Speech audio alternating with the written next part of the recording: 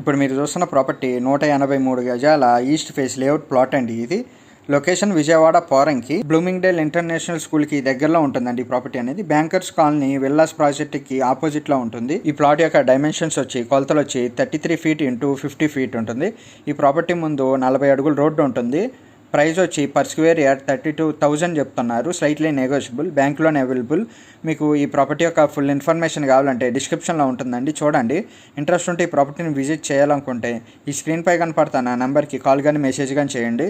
మీకు ఈ ప్రాపర్టీ నచ్చితే లైక్ చేయండి, షేర్ చేయండి, సబ్స్క్రైబ్ చేయండి.